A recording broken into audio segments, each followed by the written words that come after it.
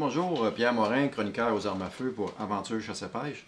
Je suis présentement avec Kevin de X-Reload et on va toucher l'aspect nettoyage des douilles.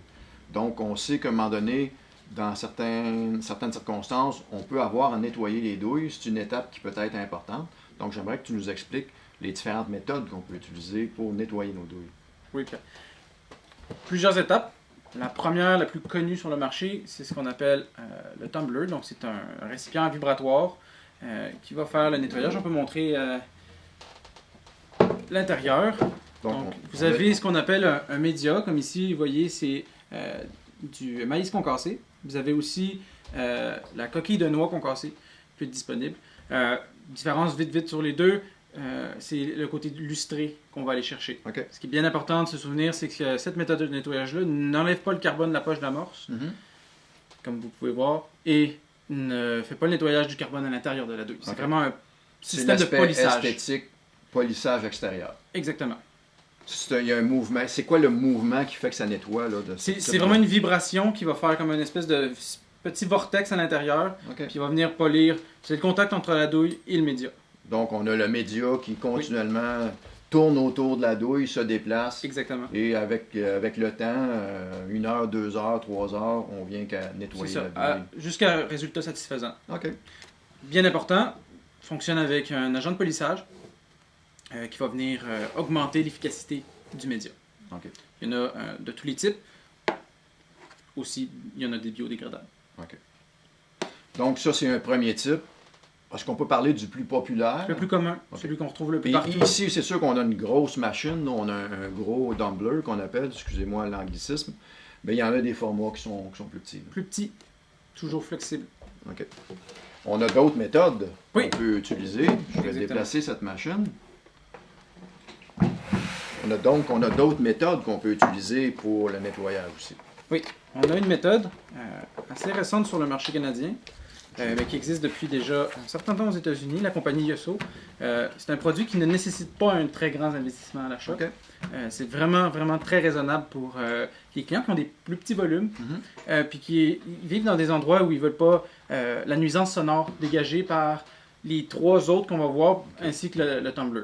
Parce qu'ici, vous avez seulement besoin du récipient, du fluide et du filet fourni. Donc, c'est un peu un genre de bain qu'on va utiliser pour les douilles. Il n'y a pas d'action particulière, sauf le produit lui-même. Exactement, pas besoin de brassage ou de choses comme ça. On laisse vraiment le produit travailler pour nous. Et c'est un produit qui va s'attaquer au carbone, puis donner un léger lustre. On va parler d'un lustre équivalent à une douille de compagnie, un petit peu infiniment, on va dire. Et ce qui est intéressant, ce que tu m'expliques, c'est que le produit va même s'attaquer au carbone de la poche d'amorce à l'intérieur et tout ça. Okay. C'est abordable comme produit? Très abordable. C'est le plus abordable sur le marché. Okay. Le produit a un temps de vie, mais qui est très vaste. L'important, c'est de ne pas jeter le produit à la première utilisation, puisque vous pouvez le réutiliser plusieurs fois. OK. Donc, c'est intéressant comme produit. Maintenant, on a d'autres outils qu'on peut utiliser aussi, qui sont populaires. Le nettoyeur à ultrasons, qui est lui aussi un des plus populaires. Parce que non seulement il est utilisé en rechargement, mais dans l'industrie automobile, dans l'aviation, c'est déjà un outil que les mécaniciens connaîtront.